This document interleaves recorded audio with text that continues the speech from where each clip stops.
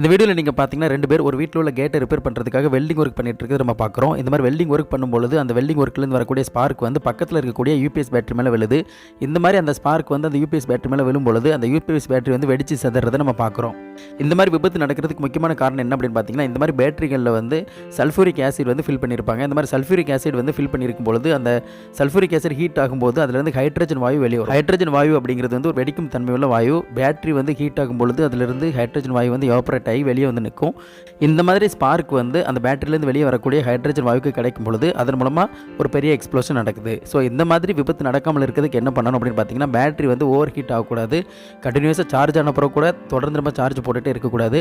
பேட்டரியை வந்து ரெகுலர் நம்ம இன்ஸ்பெக்ஷன் பண்ணணும். அதில் ஏதாவது உப்பி இருக்குதா, ஏதாவது டேமேஜ் ஆகிருக்குதான்னு சொல்லிட்டு ரெகுலராக செக் பண்ணணும். அதில் வந்து டிஸ்டில் வாட்டர் வந்து ப்ராப்பராக லெவல் மெயின்டைன் பண்ணணும். அதே மாதிரி பக்கத்தில் இந்த மாதிரி எதுவும் ஸ்பார்க் வரக்கூடிய வேலைகளை நம்ம செய்யக்கூடாது. இந்த மாதிரி பாதுகாப்பு விதிகளெல்லாம் கடைப்பிடிச்சோம் அப்படின்னா இந்த மாதிரி பேட்டரி எக்ஸ்ப்ளோஷன் ஆகிறத நம்ம தவிர்க்க முடியும்.